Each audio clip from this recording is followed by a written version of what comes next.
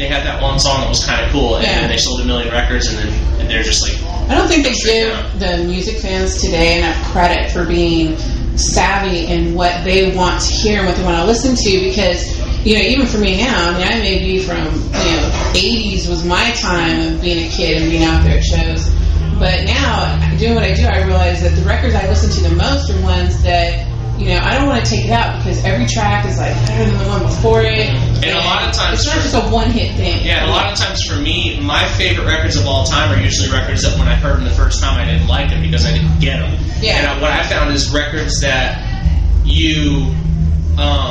when you hear them the first time and it's an automatic, like, boom, wow, that's catchy. Yeah, usually for me, like, a year later, I'm just like, oh, well, it's all right. Because that one song was played to death 8 million times, and then you're sick of it. Yeah, it's weird. I mean, it's definitely a weird world. But it really is. You know, but the record companies that don't get that, you know, that don't let the artists do their own thing, they're really missing out. They are. Because then they'll drop the band if they don't get that. Yeah, but at the end of the day, most of those companies are just looking to make a buck. Right. And they need to realize that the time of making money off record sales is, like, over. Like, nobody's buying records anymore, which sucks. Like, you know, because if people actually, like, supported the music that they liked by buying the records, like, things wouldn't be the way they are. You know? Yeah, like, things wouldn't be the way they are. But nowadays, it's like, okay, well, I like this record, so I'll go and download it. And, you know, for us, like, we've never been a band who's really made any money off record sales anyway. Yeah. Like, we've always been a touring band.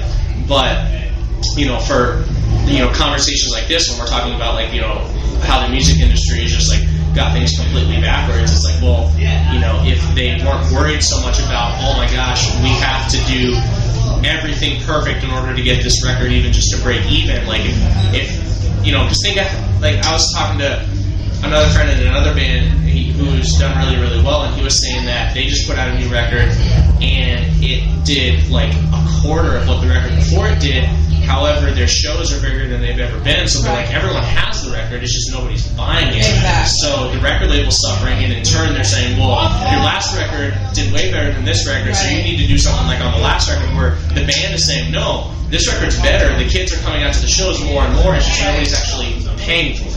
Well, it makes it to the point where you have to be a touring band, really, you know, to keep things flowing for you from a financial standpoint. And from keeping the fans into it. Yeah, which is weird, because if you're not a band who's used to that, you're kind of in a weird spot. Like for us, like, that's always been what we do. Like, we love playing shows, we love being on the road. So for us, it's nothing different. Yeah. But for, you know, a band who's used to making money off selling records, they're just like, oh, well, what do we do now? Oh, we have to go and play shows. Weird. Yeah, we're screwed. Yeah. Well, I mean, to me, it's. Yeah, the best bands to go see are the ones who love to be out there all the time and don't really want to take that break, because they never lose it when they're on stage. Yeah, like, I think that, you know, but on the same token, you know, I think that with anything you do, like, you know, for us, like, when we have time home, like, we definitely, like, maximize that time, you know. It's like, you know, because, you know, being on the road, you know, can be hard at times, but, you know, especially, like, you know, I just have my daughter, and, you know, when I'm home now, I'm just, like, stoked, you know, like, I'm stoked to be home. How old is she now, by the way? She's 10 weeks. That's so cool. Yeah. So cool. I actually get to see her tomorrow, so I'm really excited. That's to me always been one of the hard things when I talk to bands. I think, God, you know, they leave their families behind so much of the year, and that has to be the hardest thing. Yeah, it's a really weird thing for me, like, because I know a lot of guys who are in bands and they have kids, and it just turns into, you know, I don't want to do this anymore, like, I want to be home with my kids. And it's weird because I can see that. Like, I can see,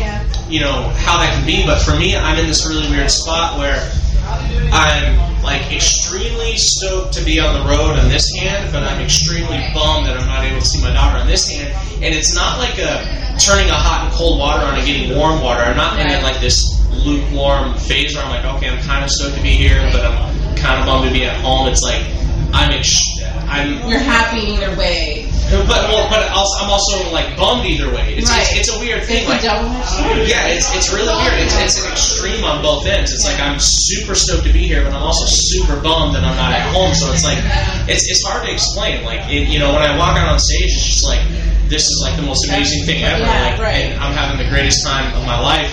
And then, you know, there'll be times when I lay down at night and, like, look at pictures that my wife sends me of my kid, and I'm just like, oh, that must kill you. Oh, it does. And now she's got the new iPhone, so she's sending me videos, and I'm just like, oh my gosh. But then, I'll walk out of the bus and I'm just like, oh, this is the most amazing thing ever. It's so cool that I get to do this, Yeah, plus, even if you just look at it as a job, because technically it is, because this is how I provide for my family, but, if I was working a 9-to-5 job, I would only be home half the time anyway, whereas now I'm gone half the year, but the half the year that I'm home, I'm able to spend 24 hours a day with my family, which is, something other guys can do. Yeah, and, I'm thankful that, my wife doesn't have to work, so she's a stay-at-home mom, and that's something that we've always been really, adamant about. So. Yeah, I always wasn't, until the kids were old enough in high school. Yeah. So, I think that's a really important thing. It is important. Yeah. But, it's not possible for everyone, which is sad. Is your daughter your only child? Yes.